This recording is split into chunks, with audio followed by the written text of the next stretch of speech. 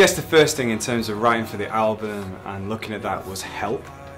Honestly, it's kind of like, oh man, the last album did really well in terms of serving the church, and so you're like, okay God, we're gonna have to do something again. So a lot of it is trying to get a right heart behind it, so you're not just writing for an album, but you're writing out of experience of what God is doing in your life or in the church, or what it is that you kind of see. So that was an important factor, and with All Consuming Fire, it's been very much a case of I love singing about the presence of God. I love inviting the Holy Spirit to come and be amongst us in our worship. I think it's really, really important.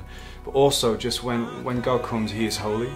And I think sometimes there's a danger of just kind of, being a bit too relaxed, and we come with confidence in Jesus, but there's that sense of like, God is over, He is holy. We don't deserve to stand before Him. Like someone like me doesn't deserve to stand before someone like Him.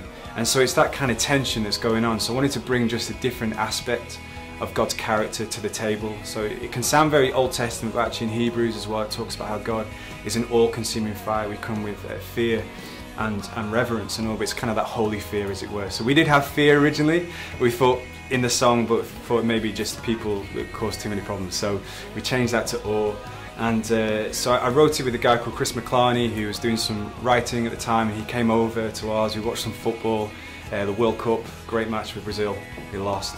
And then we just said, let's just get before God, let's write some songs together. And I just showed him our God is an all-consuming fire bit, and he was like, there's something on that, we need to crack on with this. And so we just started shaping that together, and then didn't really think much of it because it's quite a simple song, and then showed it to some of the New Wine guys, and they were like, bam, this is great. And then Chris McClarney's like, yeah, I want to record it on somewhere else as well. So it's kind of been a bit of a surprise, and that people have really taken on with it, but hopefully it just helps serve the church, a different character, a different aspect of God, a simple song that can be sung kind of in a lower key as well in sort of smaller group settings. So yeah, so I guess that's some of the story.